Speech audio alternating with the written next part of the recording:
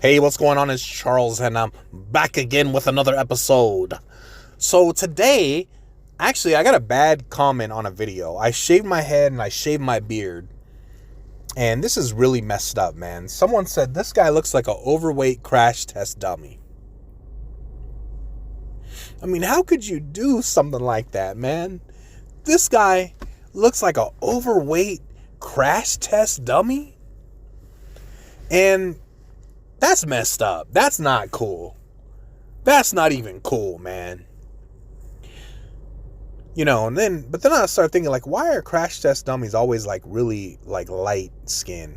Like, have you ever seen a black crash test dummy?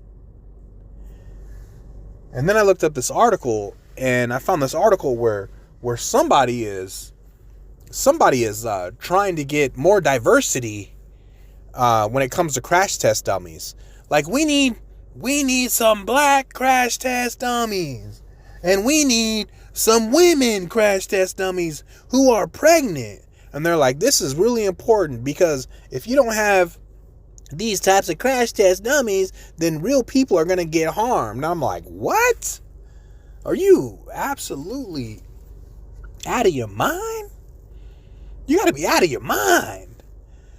I looked it up, and I just couldn't believe what I was reading, man. Like, they're saying that these crash test dummies, which, by the way, that's not the proper name anymore. We don't use that name because we don't want to offend the crash test dummies that are out there. The proper name is ATD, which stands for anthropomorphic. Anthropomorphic. Nah, I'm not saying that right. That's ridiculous. I can't even speak. Anthropomorphic. I mean, what? You know what? I'm just gonna have to Google this because I just don't want to say the wrong thing. I don't even know. TD crash test. What's that? What that is? Yeah. Anthropomorphic test device. Anthropomorphic test device. Man, this is crazy, man. This is crazy. So we don't call them crash test dummies, we call them ATDs. And what they're saying that these crash test dummies, I'm not going to say ATD, that these are used to help safety in the vehicles. But they're like, oh man, someone's calling me. Why has someone got to be calling me, man? All right, sorry about that. So yeah, we use these crash test dummies to help our safety in our vehicles. Because when we use a crash test dummy, we can see how a real human's going to respond. Which doesn't make any sense to me. Because if you're in a real accident, right? If you're in a real accident, aren't you going to like raise your hands up, cover up? You're naturally going to like, if you're driving, you put your hand to the right because your kid who's in the passenger side or your wife or whatever, you block, you shield them, But is a dummy going to do that? No, they're going to be flopping around like some fish, man. Anyways, I started looking more into this, and it just wasn't really making sense. I actually started looking into it, and before crash test dummies weren't around, they actually used like human cadavers and like animals, like pigs and stuff. And I'm just like, oh my gosh, I can't believe it. And then they said, well, but these behaviors ended up being determined as diabolical because human cadavers don't have the ability to give consent. What?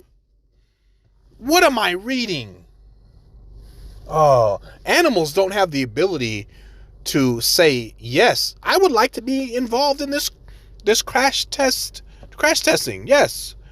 I would not like to be involved with this, That's what the pig's saying. Oh my gosh, man. I don't know. Hey, there was actually a band. This is really sad. There was a band named Crash Test Dummies. Yeah.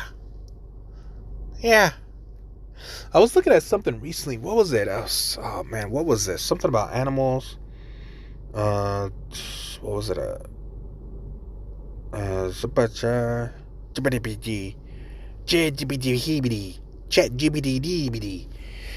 GPT bitty bitty bitty. Hibbity hibbity hibbity hoo, hibbity hibbity hibbity ha, hibbity hibbity hibbity hoo. That's pretty much what it sounds like when I feel like I talk on this episode. It's just, I'm just saying words and sounds, actually not even like intelligible words, and then I just say, that sounds good.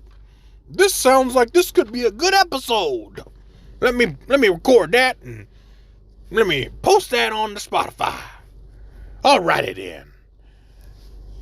And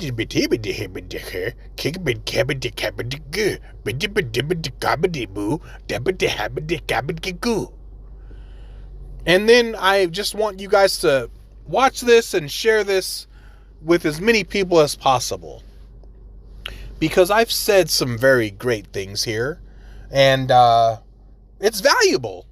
It's highly valuable. Okay, where did that phrase come? This is what I was thinking about. There's more than one way to skin a cat. Hey, Bobby. Hey, what's going on, Billy? I'm trying to kill this cat. I'm not sure how to do it. Oh, well, there's always more than one way to skin a cat. Skin a cat or kill a cat? Man, okay, first of all, to all the animal lovers out there, I want you to know that I hate cats. I absolutely hate cats, but I would never kill one. But some of these sayings, they don't make sense. There's more than one way to skin a cat. Like, that's messed up, bro. And you thought that was a wise thing to say? Nobody knows who created that saying, but somebody did. When that guy said it, like, if you thought, oh my gosh, this is absolutely bonkers right now. This is bonkers. Anyways, after I was pleasantly interrupted for the second time, you know what? I'll make this a short one. If you're listening to this, I appreciate you.